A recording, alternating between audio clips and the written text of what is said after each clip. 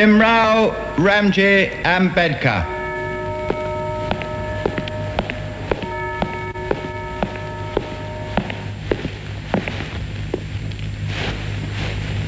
I hereby call you to the bar and do publish you barrister.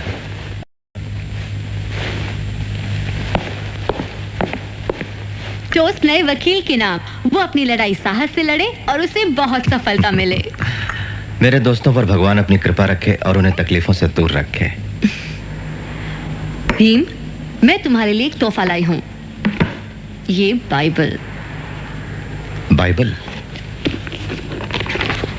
मैं Bible पर एक किताब लिखने वाला हूँ और उसे तुम्हें समर्पित करूंगा। Well, thank you. Ambedkar,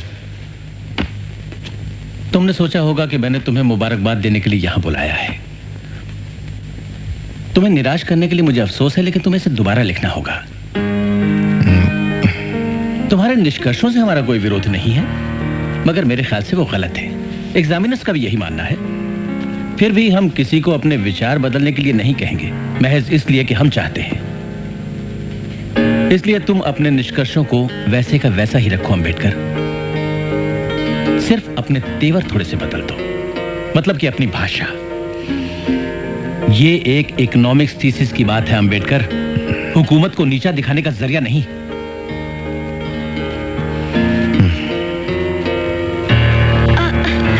Bhim, क्या हुआ? क्या उन्हें थीसिस पसंद नहीं आई? बिल्कुल नहीं, मुझे दोबारा लिखना पड़ेगा। मैं यकीन नहीं कर सकती, पर क्यों? मेरी भाषा ने उन्हें नाराज कर दिया। जो सच है मैंने तो वही लिखा ना। साम्राज्यवाद मैंने तो पैदा नहीं किया था, उन्होंने किया था। भीम, अब तुम क्या करोगे? फिर से लिखूंगा। Paper, paper, paper, paper, paper, paper.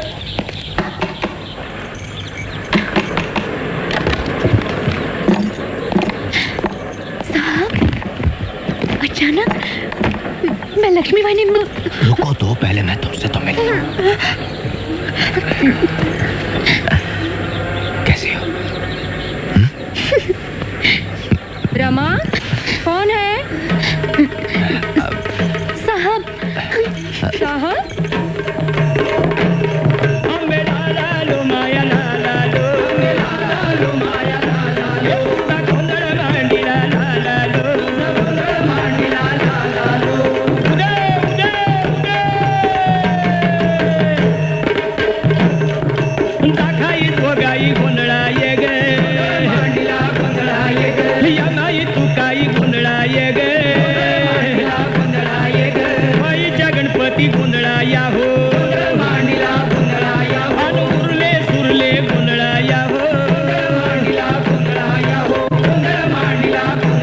Yashwant, ये पेन और कंपास बॉक्स तुम्हारे लिए। कल बाजार जाएंगे और नए कपड़े खरीदेंगे तुम्हारे लिए, तुम्हारी माँ और लक्ष्मी बहनी के लिए भी। ये है मेरी लॉ डिग्री। जानती हो उन्होंने क्या कहा? Bhimrao Ramji Ambedkar, I hereby call you to the bar and do publish you barrister.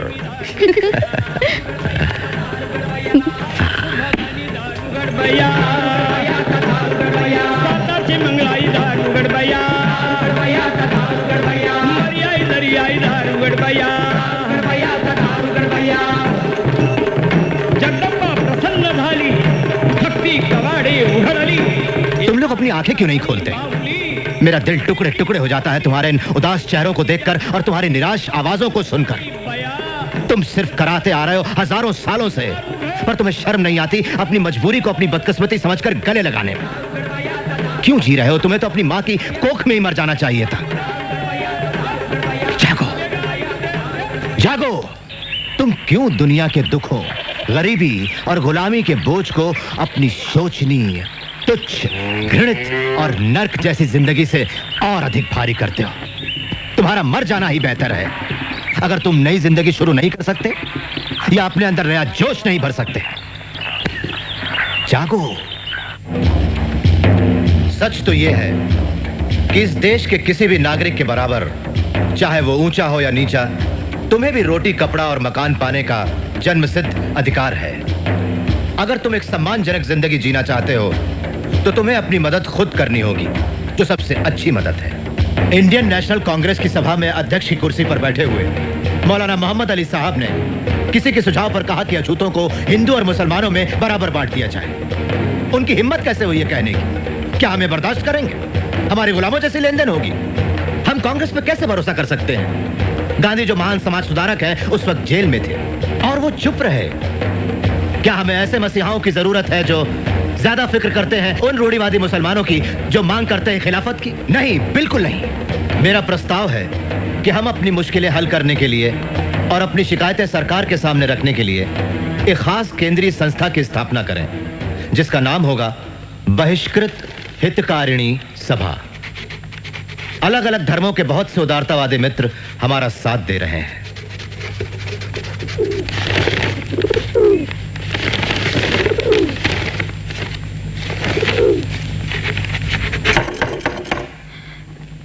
साहब, साहब, साहब, साहब। क्या चाहिए तुम्हें? इस घर में थोड़ी शांति नहीं मिल सकती? सुबह से कमरा बंद करके बैठे हैं, कुछ खाया तक नहीं। खाना नहीं खाऊंगा तो मर नहीं जाऊंगा मैं। तुम खा लो, मुझे कुछ देर के लिए अकेला छोड़ दो।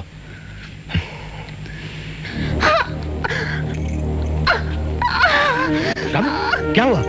रामू, क्या बात है? क्या हुआ? प्रिय दत्तोबा, हमारे बेटे राजरत्न ने मेरे व्यस्त जीवन में खुशियां भर दी हैं। जब मैं इसे देखता हूं तो मुझे अपने पिताजी का प्यार और ममता याद आती है। मैं अपने आप को एक अच्छे वकील के रूप में स्थापित करने की पूरी कोशिश कर रहा हूं, फिर भी नीची जाति का होने से हर चीज मुश्किल हो जाती है। तब राजरत्न सब भुला देता है। भीमराव, राजरत्न बहुत बीमार है, आप जल्दी चलिए।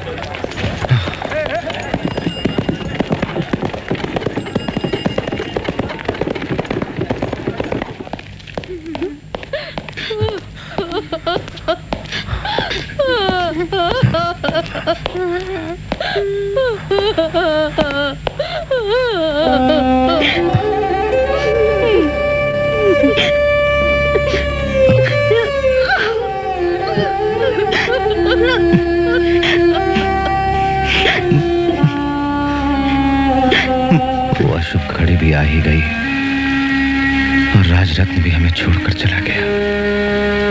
और अब जब हमने अपनी चौथी भोली भाली और हंसमुख संतान को दफन कर दिया है, हमारी जिंदगी का सारा स्वाद चला गया है। तुम ही बताओ दत्तुआ, भाग्य इतना बेरहम क्यों होता है? राजरत्न को क्यों मरना पड़ा? क्यों? मैं भीमराव रामजी अंबेडकर बॉम्बे वैधानिक सभा का सदस्य मनोनीत किए जाने पर ये विधिवत प्रतिज्ञा लेता हूँ कि मैं महामहिम बादशाह सलामत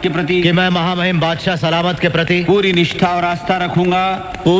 और आस्था रखूंगा जैसे कानूनन स्थापित है। और मैं ब्रिटिश सरकार के प्रभुत्व और एकता का समर्थन करूंगा।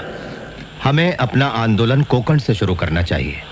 यह जगह बॉम्बे लेजिस्लेटिव काउंसिल के बोले प्रस्ताव के अंतर्गत आती है, जो कि अछूतों को सार्वजनिक जलाशयों से पानी पीने की इजाजत देता है। हम लोग महाड आंदोलन की शुरुआत चौदार तालाब को अछूतों के उपयोग के लिए खोलकर करेंगे। यहां से एक सामाजिक विद्रोह की शुरुआत होगी। और देखो, सहस्त्रबुद्धे, चित्रे और टिप्पणिस, तुम लोग गांव-गांव में जाकर हजारों की संख्या में लोगों को इकट्ठा करो।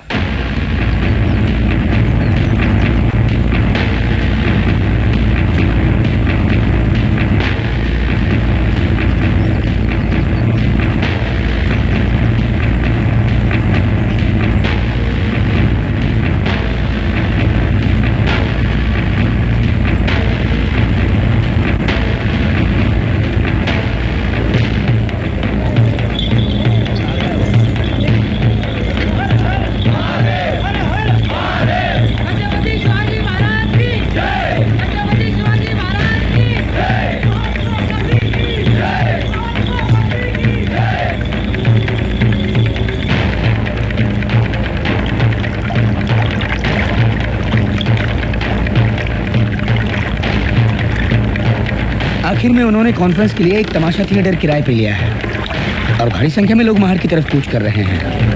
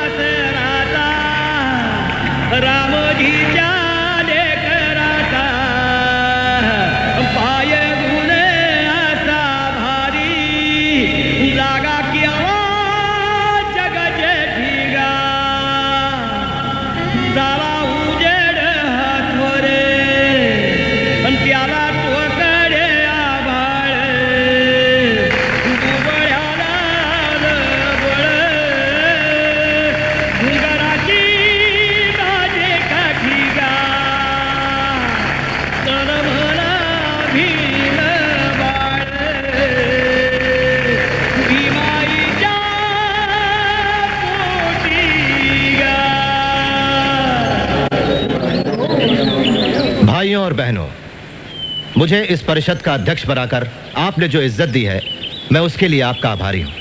यहां आकर बड़ी खुशी हुई। मैंने अपनी पढ़ाई का पहला अक्षर दापोली में ही सीखा। वो जगह सभी की यादों में बस जाती है जहां अपना बचपन बीता हो। लेकिन मुझे एक बात का दुख भी है कि हम सदियों से नाइंसाफी बर्दाश्त करते आए हैं। मेरी आपसे सलाह है कि उतार फेंकिए वो गंदा रहन सहन और बाहर निकलिए उस नर्क से जिसमें रहने के लिए सवर्ण हिंदुओं ने हमें मजबूर किया है। तो शिक्षित बने, संघर्ष करें और खुद को संगठित करें। अपने ऊपर भरोसा कीजिए और साफ सुथरे रहिए।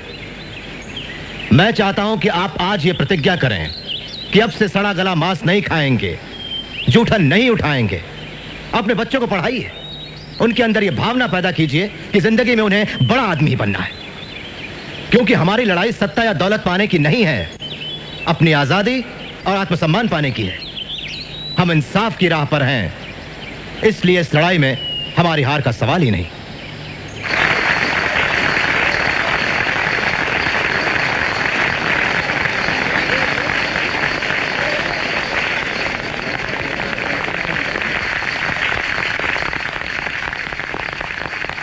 महाड के अछूतों को पीने का पानी बड़ी मुश्किल से मिलता है। उनकी समस्या दूर करने के लिए महाड म्युनिसिपैलिटी ने बोले प्रस्ताव के अंतर्गत चौदार तालाब 1923 में ही जनता के लिए खोला है। इसके बावजूद महाड के अछूतों ने इस प्रस्ताव पर अमल नहीं किया है। क्यों? क्योंकि साफ जाहिर है वे डरते हैं। मैं परिषद से अपील करता हूं कि वो इस मामले में दिशा दें। तो क्यों ना हम शांतिपूर्वक चौदार तालाब चले और पानी पिए, जो हमारा कानूनन हक है। चलो चौदार तालाब।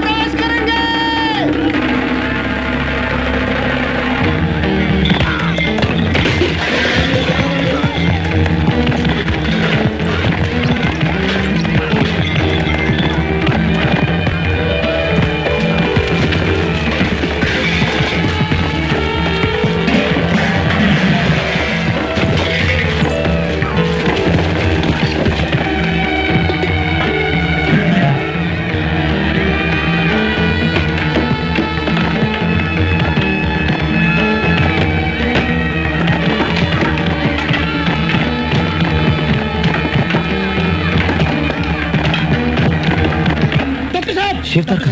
डॉक्टर साहब, दंगा हो गया। दंगा? हाँ, दंगा। उनके हाथों में लाठियां हैं और वो हमारे लोगों को बेरहमी से पीट रहे हैं। भगदड़ मची है, कुछ समझ नहीं आता। डॉक्टर साहब, आप उन्हें रोकिए।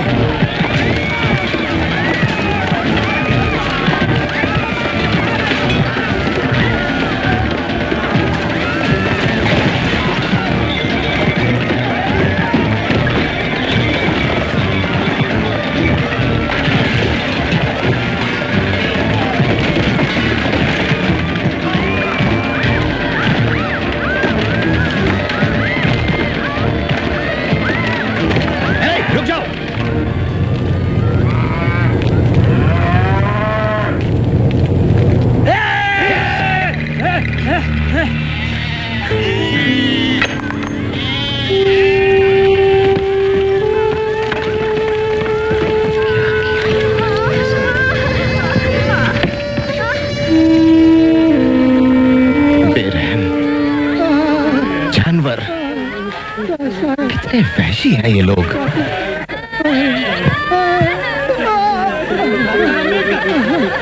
जी, क्या आप अपने लोगों को काबू में करेंगे? अपने लोगों को? हाँ।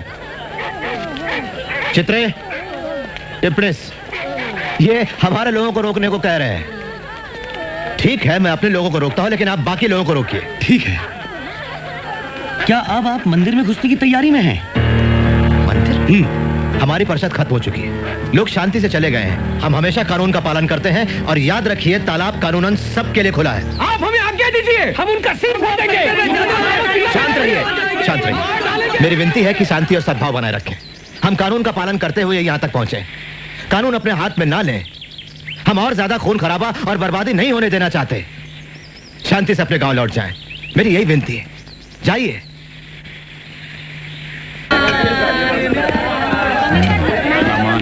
हुई है ना, उसने कुछ खाया।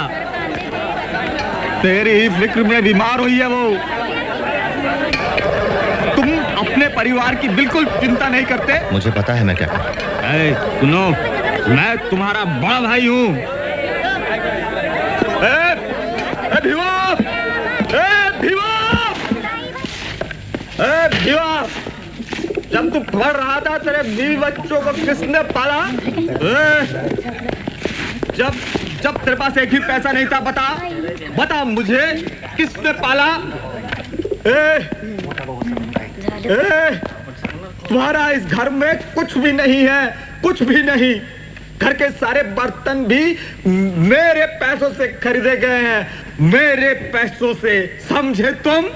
तो उठा कर ले जाइए। ठीक है, मैं सब लेके जाऊंगा। सारे बर्तन मेरे हैं, मैंने खरीदे हैं। सारे तो बर्तन मेरे हैं। क्या कर रहे हैं आप? छोड़िए। छोड़ दो मुझे, छोड़ दो तुम मुझे।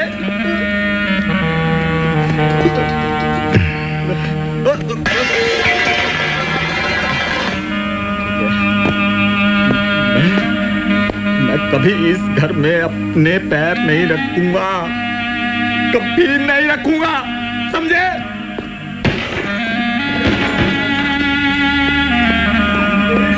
कभी नहीं देखोगे।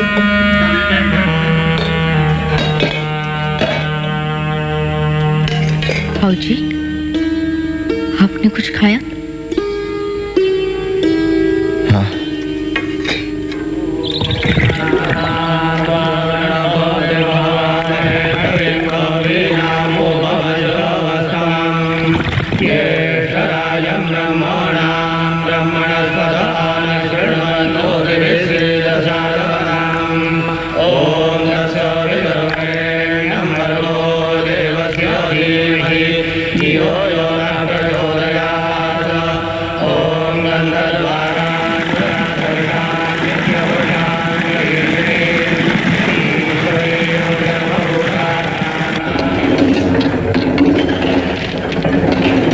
प्यारे पाठकों, मूक नायक को बंद करना पड़ा।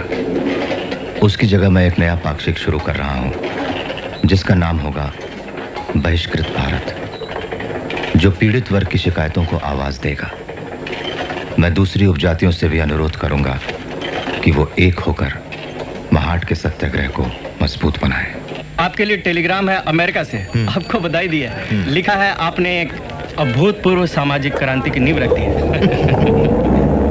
क्या उन्हें ये मालूम नहीं कि तालाब शुद्ध कर दिया गया है? एक और टेलीग्राम बनारस से आया है। लिखा है, हम आपकी हरकत का विरोध करते हैं। इन हरकतों से बाज नहीं आए तो ठीक नहीं होगा। अरे यार 2 चाय ले 4 नंबर पे। फारूक भाई, हमें कुछ खाने को दीजिए। और बहिष्कृत भारत का नया अंक। सारी प्रतियां बिक गई। शाबाश। काउंसिल की मीटिंग कैसी रही? तूफानी। तो बताओ, क्या स्थिति है महाड़ में? मोरे, सवर्णों ने उन अछूतों के बहिष्कार की घोषणा की है जो महाड़ आए थे। वहाँ के सारे गांव में हमारे लोगों को कड़ी परेशानियों का सामना करना पड़ रहा है। सवर्ण उन्हें अनाज तक नहीं देते। कोई ना कोई बहाना ढूंढकर मारपीट करते रहते हैं। कईयों को तो जेल में डाल दिया है। उन्होंने मुझे भी इतना मारा कि उनके नसीब में है सिर्फ धमकियां और अत्याचार। और महाड़ म्युनिसिपल काउंसिल ने तो प्रस्ताव पास किया है कि 14 टैंक अछूतों के लिए बिल्कुल खोला नहीं जाएगा। जानलेवा बीमारियों का इलाज सख्ती से करना पड़ता है। भाइयों और बहनों, ये पत्र गैर ब्राह्मण आंदोलन के नेता श्रीमान जवड़कर की तरफ से आया है। लिखते हैं, हम महाराष्ट्र के गैर ब्राह्मण नेता ये घोषणा करते हैं कि आपके सत्याग्रह को हम तन मन से सहयोग देंगे, लेकिन एक शर्त है, कोई ब्राह्मण इस आंदोलन में शामिल नहीं होगा। यह मान लेना गलत है कि सारे ब्राह्मण अछूतों के दुश्मन हैं। निजी तौर पर मुझे ब्राह्मणों से घृणा नहीं है। मुझे घृणा है ब्राह्मणवाद की भावना से, जो कि ब्राह्मणों और गैर ब्राह्मणों दोनों में हो सकती है। ये तय हुआ है कि 25-26 दिसंबर 1927 इन दिनों हम सबका महाड़ में सत्याग्रह होगा। हर हर महादेव, हर हर महादेव। डॉक्टर भीमराव अंबेडकर की जय। डॉक्टर भीमराव अंबेडकर की जय। डॉक्टर भीमराव अंबेडकर की जय। डॉक्टर अंबेडकर, मैं Sarang, police superintendent. Collector mister hood आपसे मिलना चाहते हैं। Please come. भाइयों, महाड़ जाते समय कड़ा अनुशासन बनाए रखें। अनुशासन के बिना सत्याग्रह की ताकत कम हो जाती है। नेतृत्व चित्रे करेंगे, मैं बाद में शामिल होंगी। सहस्त्रबुद्धे जी, आइए। चलो महाड़, अस्पृश्यता नष्ट करो, अस्पृश्यता नष्ट करो। डॉक्टर अंबेडकर की जय। डॉक्टर अंबेडकर की जय।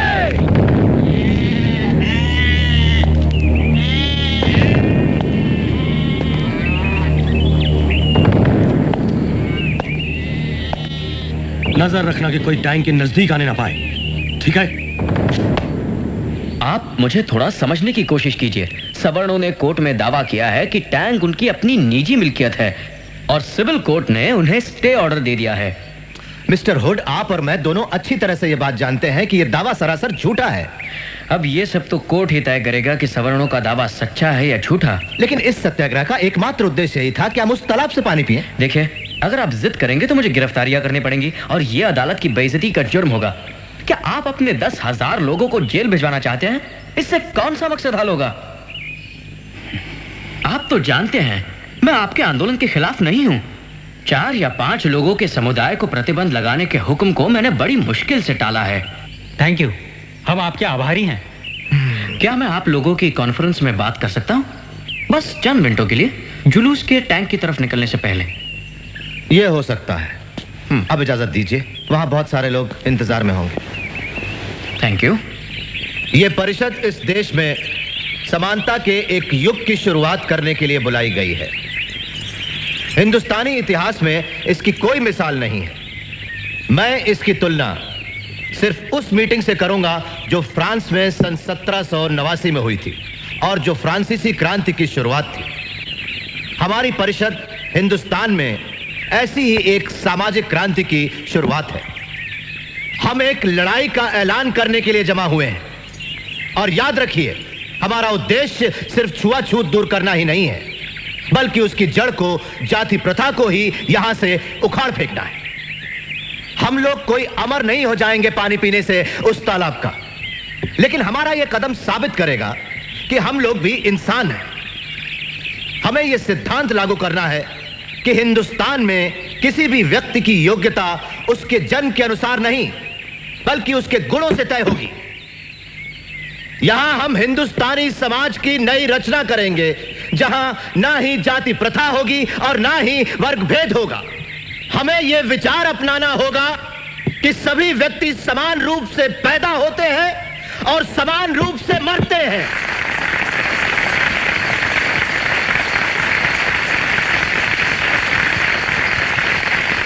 चलो नष्ट करें असमानता से भरे हुए पौराणिक हिंदू धर्म ग्रंथों की सत्ता को। भाइयों और बहनों, धर्म और गुलामी एक साथ नहीं चल सकते।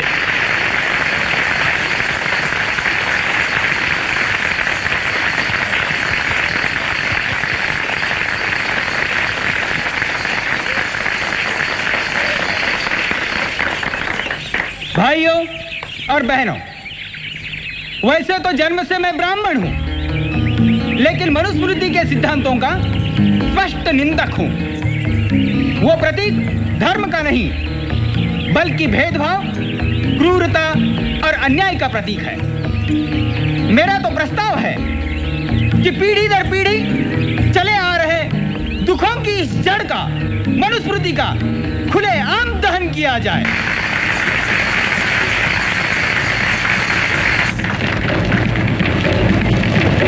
क्षुद्रतु कार्ये दास्यम कृतभकृतमेव वा दास्यायौ हि सृष्टोऽसौ ब्राह्मण्यास्य स्वयं भुवा। वैश्य शूद्रो प्रयत्नेन स्वानि कर्माणि कारयेत् सौहिचितो स्वकर्मभ्य शोभयेतामिदं जगत्। न स्वामिना निसृष्टोऽपि शूद्रा दास्याद् विमुच्यते। निसर्गजं हिततस्य कस्तस्मात् तपोहति।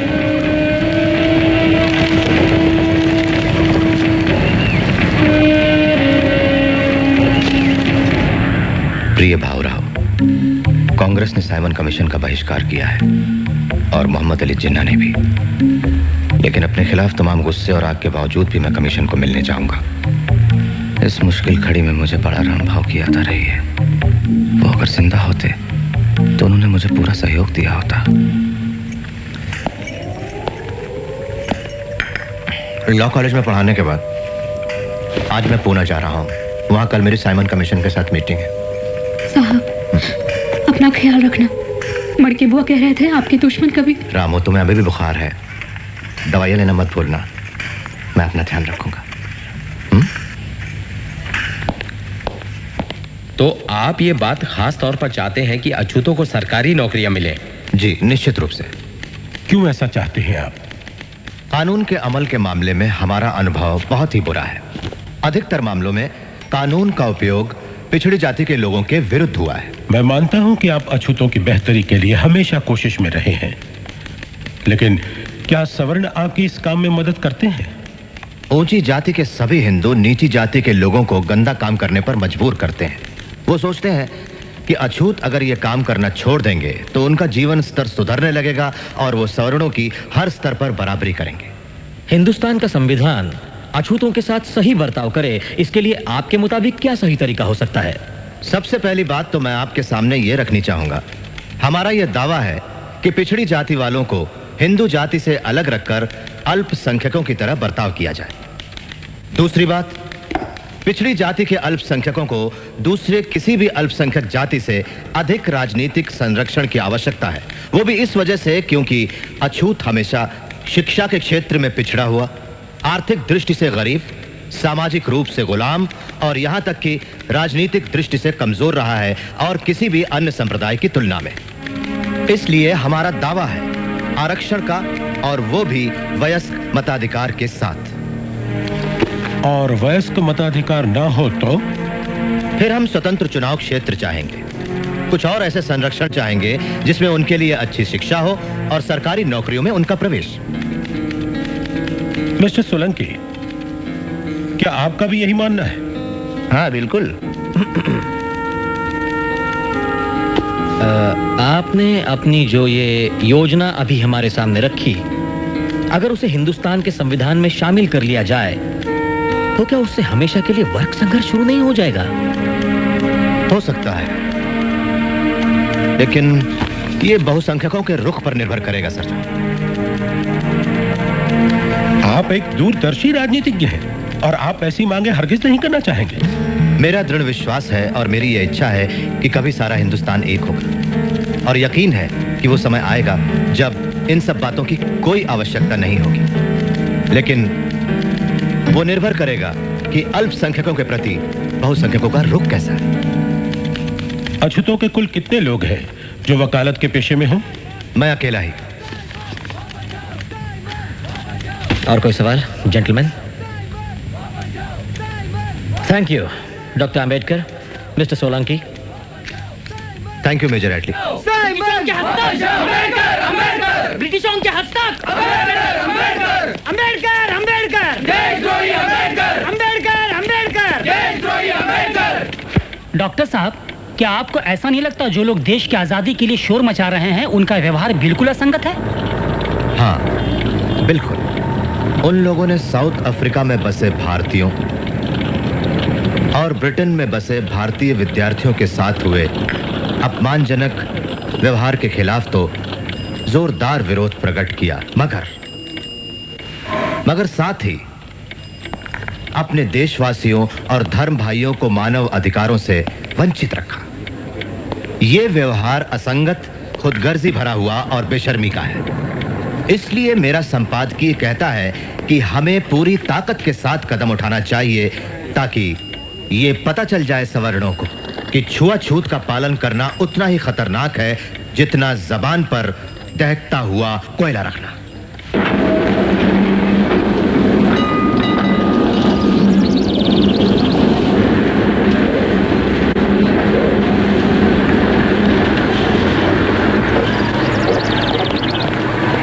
सभी अछूत नासिक के कालाराम मंदिर में प्रवेश करने की कोशिश करेंगे, और अगर किसी ने रोका तो हम सत्याग्रह करेंगे। नाइक, अछूतों के लिए राजनीतिक अधिकार पाना अधिक महत्व रखता है, न कि मंदिर में प्रवेश करना। हम चाहते हैं आप आंदोलन के नेता बने, बाकी सारी जिम्मेवारी हम उठा लेंगे।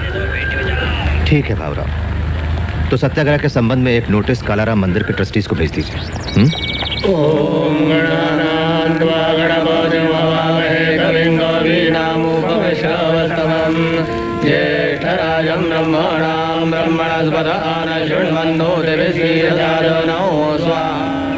हम समाचार पत्र द्वारा अस्पृश्यों को उत्तर दे रहे हैं। मैं पढ़कर सुनाता हूँ। सेवा में श्री नारायण गाडगे, संपादक कोहिनूर। श्री कालाराम मंदिर पंचवटी के न्यासी मंदिर के मालिक नहीं हैं। उन्हें मंदिर की परंपरा में हस्तक्षेप करने का कोई अधिकार नहीं। मंदिर की स्थापना से ही हमारे पूर्वज यहाँ के पुजारी नियुक्त किए गए थे और हम इस परंपरा का प्रामाणिकता से पालन कर रहे हैं। हम पुजारी इस मंदिर की सर्वोच्च शक्ति हैं। अगर न्यासियों ने अपने अधिकारों का उपयोग मंदिर की पवित्रता भंग कर अस्पृश्यों को मंदिर में प्रवेश दिलाने के लिए किया तो हम तीव्र विरोध करेंगे।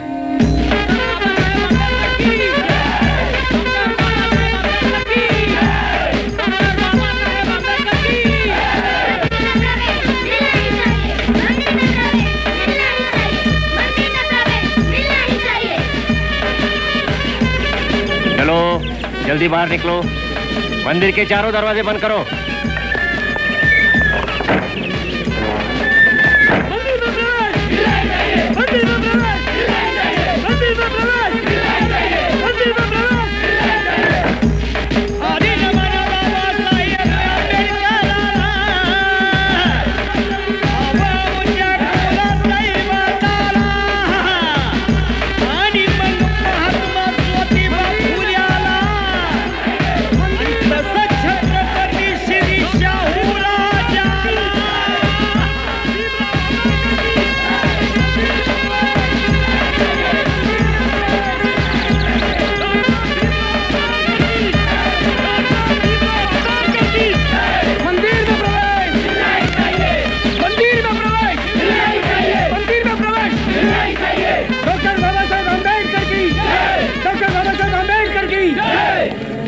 डिस्ट्रिक्ट मैजिस्ट्रेट के आदेश से मंदिर के चारों दरवाजे बंद कर दिए गए हैं।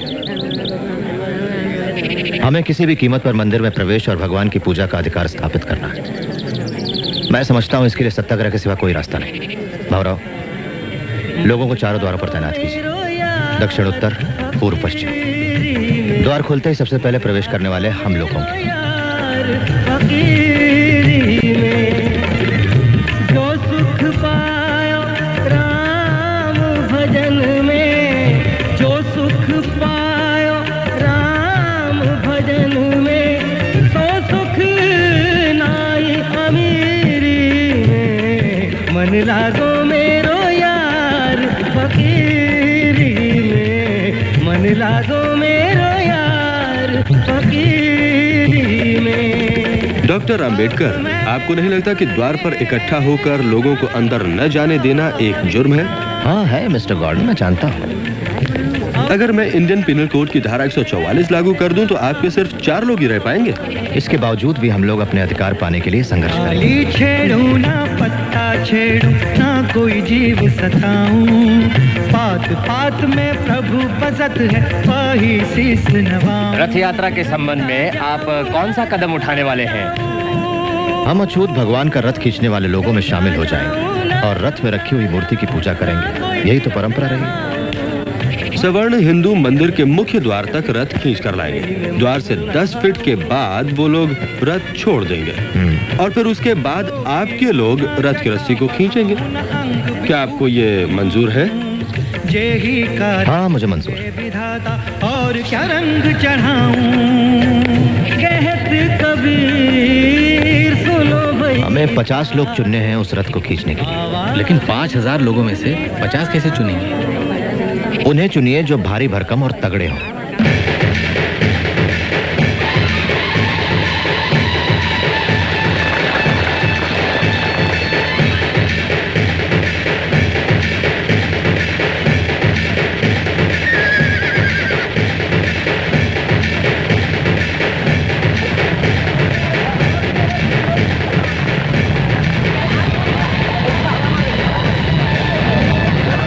वो लोग रथ के साथ भागे जा रहे हैं। जाओ रोको उन्हें।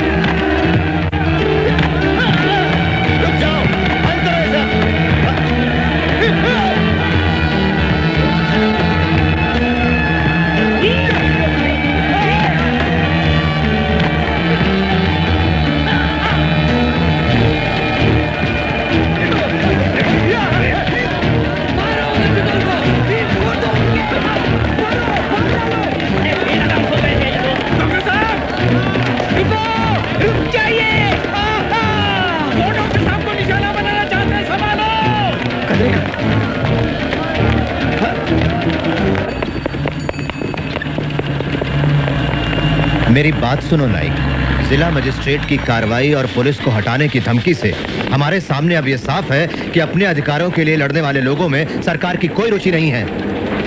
ऐसी सरकार किसी के काम की नहीं है। मैं नासिक के मजिस्ट्रेट के निष्कर्षों से सहमत नहीं। इस मामले में अपना बयान मैं सरकार को पहले ही लिखकर भेज चुका हूँ, जो कि सही है। डॉक्टर साहब कहिए। वॉइसरॉय साहब ने भेजा है। धन्यवाद।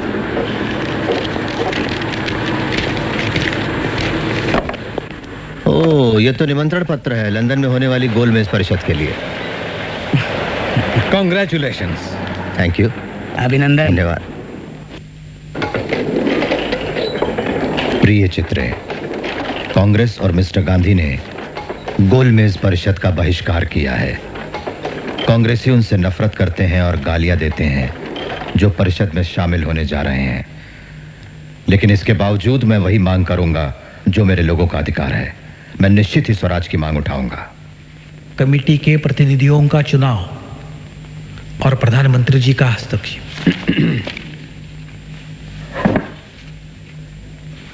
मिस्टर चेयरमैन, और गोलमेज परिषद के आदरणीय सदस्यगण,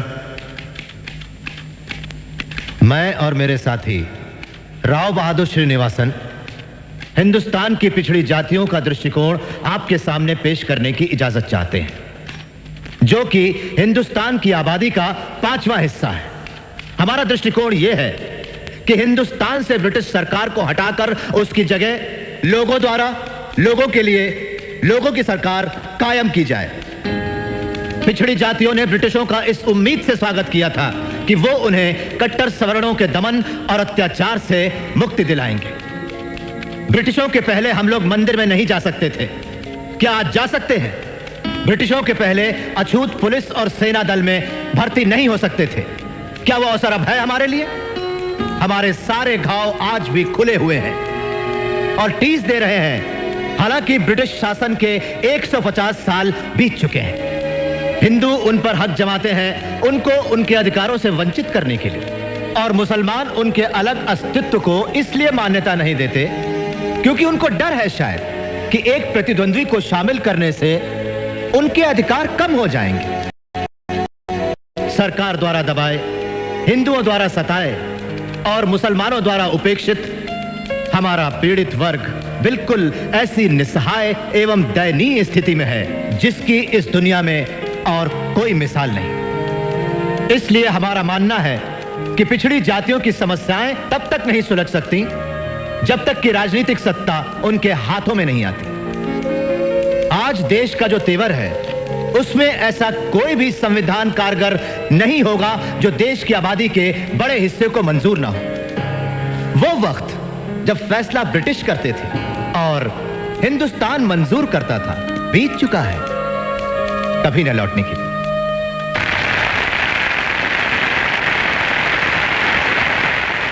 डॉक्टर अंबेडकर, आज तुम छा गए। भाषण देने का आपका तरीका कॉन्फ्रेंस में सबसे अच्छा था। मैंने तो वही कहा जो सच्चाई है। बेटे, मुझे तुम पर बहुत नाज है। मुझे याद है जब पहली बार हम मिले थे, लगता है जैसे कली की बात। मैं चलता हूँ। अच्छा, गुड बाय। सर, जब बात चली रही है तो मैं आपके कर्ज के बारे में। कैसा कर्ज? मेरी पढ़ाई के लिए। ओह, वो स्कॉलरशिप था। डॉक्टर अंबेडकर, आप बहुत अच्छा बोले। Thank you. जी हाँ, मैं भी यही समझा था, लेकिन पिछले 6 साल से दीवान जी लगातार चिट्ठियां लिखकर वो कर्ज वापस करने की मांग कर रहे हैं। उन्होंने कॉलेज को भी चिट्ठी लिख दी जहां मैं पढ़ाता हूँ। ये उसका पागलपन है। मैं माफी चाहता हूँ बेटा, तुम उसकी चिंता मत करो।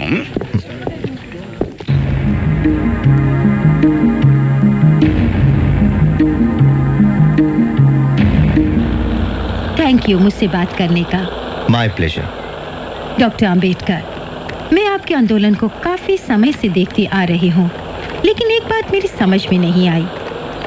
आप हमेशा से कांग्रेस के विरोधी रहे हैं। कांग्रेस ने गोलमेज सभा का बहिष्कार किया, लेकिन आप उसमें शामिल हुए। फिर भी हाल ही में आपने बचाव किया उन 47 कांग्रेसी सत्याग्रहियों का जो चिरनेर फायरिंग केस में शामिल थे। क्या ये अंतर विरोधी नहीं? मिस रोजा एप्स्टाइन। हाँ, मिस एप्स्टाइन, मेरी स्थिति बिल्कुल अंतर विरोधी नहीं है। मैंने कुछ सिद्धांतों की वजह से ये केस हाथ में लिया। मैं कांग्रेस से सहमत नहीं हूँ, लेकिन मैं ये मानता हूँ कि हर नागरिक को आंदोलन करने का अधिकार है।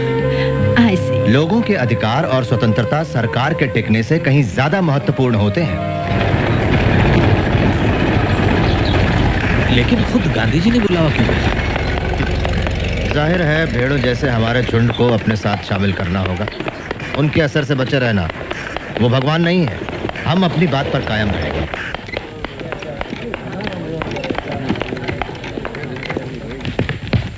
नमस्ते। नमस्ते। बापूजी छत पर हैं। नमस्ते। आइए। नमस्ते। कहाँ तक सीखा चरखा चलाना मेरा बहन? मैं कोशिश कर रही हूँ बापू। गुड, तुम बिल्कुल सही काट रही हो।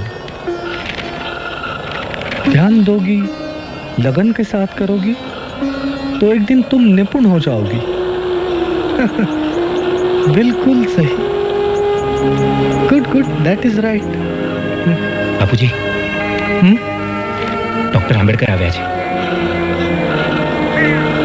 हाँ।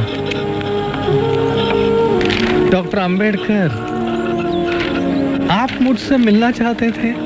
गांधी जी, आपने ही मुझे चिट्ठी भेजकर बुलाया था। हाँ हाँ हाँ, याद आया। पता चला है कि आपको शिकायत है मुझसे और कांग्रेस से। मैं आपको बता दूं, अछूतों की समस्या को लेकर मैं चिंतित रहा हूं मेरे बचपन से। तब आप पैदा भी नहीं हुए थे डॉक्टर अंबेडकर। मेरे प्रयासों से ये बात कांग्रेस के मंच पर भी उठाई गई। और यही नहीं, हमने 20 लाख रुपए भी दिए हैं अछूतों के जीवन सुधार के लिए। आश्चर्य की बात है कि आप जैसा व्यक्ति कैसे विरोध कर सकता है मेरा और कांग्रेस का। असल में कांग्रेस ने इस समस्या को समझने का सिर्फ दिखावा किया है, दांभिकता भरे झूठे और खोखले आश्वासन देकर। आपने कहा कि कांग्रेस ने 20 लाख खर्च की। मैं कहता हूं कि व्यर्थ खर्च की। अगर कांग्रेस अपना दायित्व समझती है तो कांग्रेस का सदस्य बनने की शर्त होनी चाहिए छुआछूत ना मानना, ना कि खादी पहनना। आप कहते हैं कि ब्रिटिशों के मन में हमारे लिए कोई बदलाव नहीं आया। मैं ये पूछता हूं कि हिंदुओं के मन में भी कहां बदलाव आया है हमारे लिए? जब तक वो अड़ियल बने रहेंगे तब तक हम विश्वास नहीं करेंगे हिंदुओं पर, कांग्रेस पर या किसी महात्मा पर। इतिहास साक्षी है कि महात्मा हवा के झोंके जैसे होते हैं, जो धूल तो उड़ाते हैं लेकिन ठोस कुछ नहीं करते।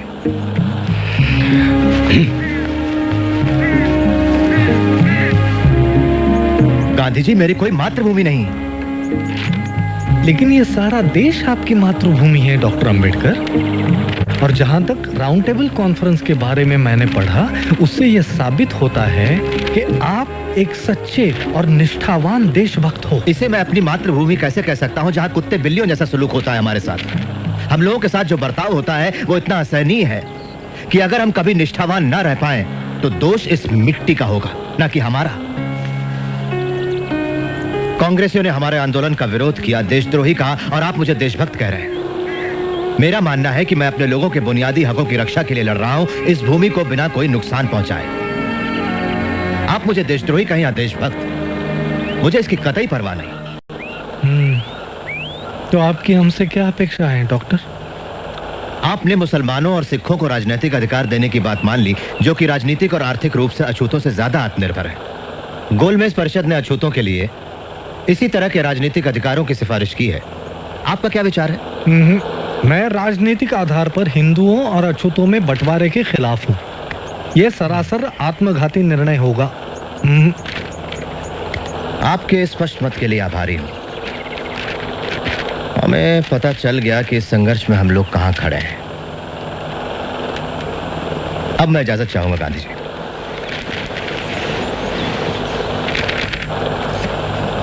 इतना असंयम? महादेव भाई। जी बापू। उन्होंने ऐसा क्यों कहा कि उनकी कोई मातृभूमि नहीं? शायद महार होने के नाते ऐसा सोचते हो। डॉक्टर अंबेडकर क्या महार हैं? सारी दुनिया जानती है बापू। सारी दुनिया जानती होगी पर मैं नहीं। मुझे किसी ने क्यों नहीं बताया उनके बारे में?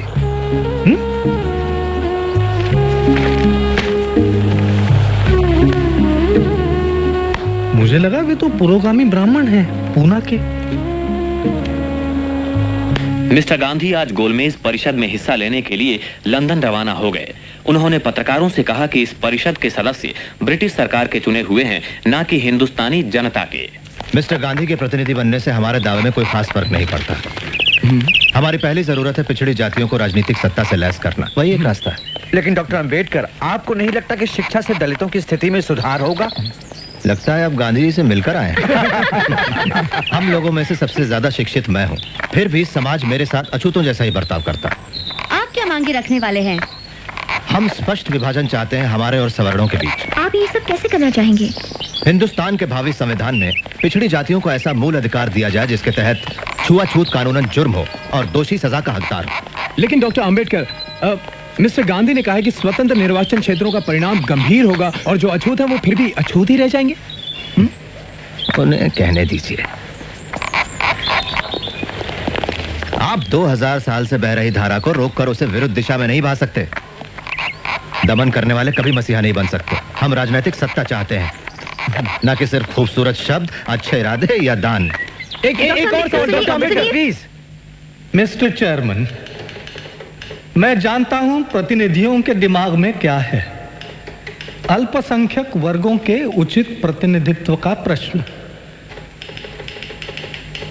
हम राजी हैं मुसलमानों और सिखों को विशेष स्थान देकर समझौता करने के लिए, अर्थात इसके कुछ ठोस ऐतिहासिक कारण भी हैं। लेकिन जहां तक अछूतों का सवाल है, मैं और कांग्रेस दोनों विरुद्ध हैं उन्हें खास प्रतिनिधित्व देने के मामले में। अछूत हिंदू धर्म का ही एक हिस्सा है और उन्हें इससे अलग नहीं किया जा सकता। धन्यवाद। हमारे खिलाफ लड़ाई का बिल्कुल बच गया। भीम, क्या हुआ? उन्होंने अल्पसंख्यक कमेटी को स्थगित कर दिया है। मैंने सुना है कि वो मुसलमानों के साथ एक सौदा करने वाले हैं। सौदा किस तरह का? कांग्रेस मुसलमानों की 14 मांगे मान लेगी अगर मुसलमान हमारा विरोध करें तो।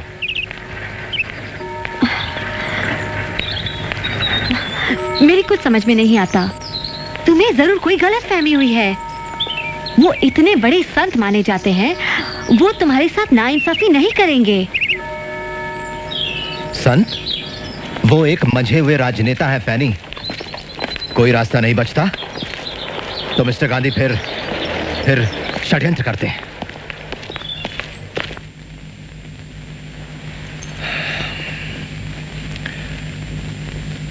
मिस्टर प्राइम मिनिस्टर और साथियों, मुझे बड़े दुख के साथ ये घोषणा करनी पड़ रही है कि हम सांप्रदायिकता के प्रश्न पर आपसी बातचीत के द्वारा किसी निर्णय पर पहुंचने में असफल रहे हैं। ये असफलता कमेटी के गठन में ही छिपी थी, जिसके सदस्य सरकार के प्रतिनिधि तो हैं, मगर जनता के प्रतिनिधि नहीं हैं। जहां तक कांग्रेस का सवाल है, वो सारे हिंदुस्तान का प्रतिनिधित्व करती है, जिसमें अछूत भी शामिल है।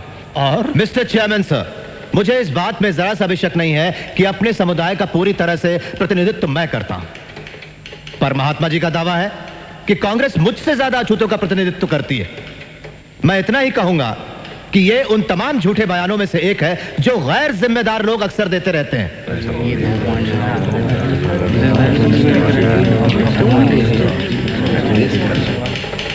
ऐसे टेलीग्राम पिछड़ी जातियों के लोग मेरे पास देश के कोने कोने से भेज रहे हैं। उनका कांग्रेस के आंदोलन पर बिल्कुल भरोसा नहीं है और वे कांग्रेस कार्यकर्ताओं के काम के तरीके का विरोध करते हैं। मैं एक और बात बताना चाहता हूं मिस्टर प्राइम मिनिस्टर, कि अछूत वर्ग हिंदुस्तान में सत्ता परिवर्तन के लिए शोर नहीं मचा रहा है, लेकिन अगर यह हस्तांतरण होता है तो सत्ता सिर्फ कुछ लोगों के हाथों में, विशिष्ट वर्गों में या किसी खास दल के कब्जे में नहीं होनी चाहिए। उस सत्ता में सारे समुदायों की सही साझेदारी होनी चाहिए।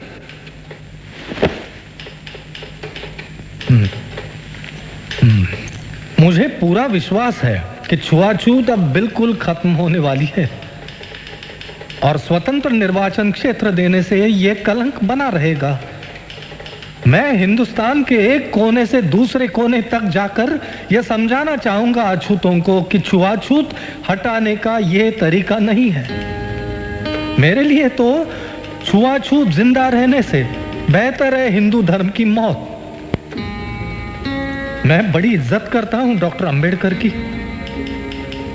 पर ऐसा लगता है कि जिस भयानक अन्याय की चक्की में वे पिस चुके हैं और संभवतः जिन कटु अनुभवों से वे गुजरे हैं, उनके कारण वे गुमराह हो गए हैं। डॉक्टर अंबेडकर का यह दावा कि वे समस्त अछूतों की वकालत करते हैं बिल्कुल उचित नहीं है। मैं ये विनयता से कहता हूं कि मैं प्रतिनिधित्व करता हूं हिंदुस्तान के समस्त अछूतों का। अछूतों के राजनीतिक अधिकारों की जो लोग बातें करते हैं, अपने हिंदुस्तान को कतई नहीं जानते। प्राणों की बाजी लगाकर इस तरह के राजनीतिक बंटवारे का मैं विरोध करूंगा। ये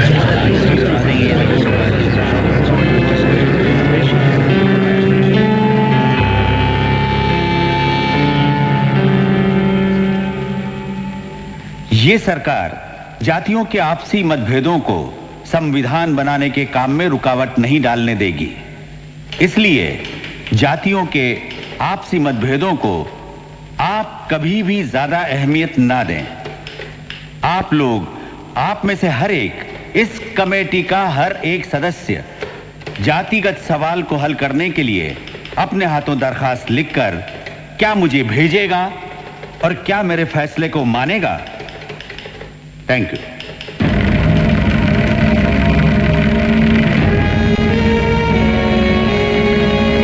ब्रिटेन के पंत प्रधान मिस्टर मैकडोनाल्ड ने पिछड़ी जातियों को स्वतंत्र निर्वाचन क्षेत्र देने की घोषणा की है। यरोडा जेल में महात्मा गांधी ने कहा कि हिंदुओं का बंटवारा करने वाले इस निर्णय का वे तीव्र विरोध करेंगे।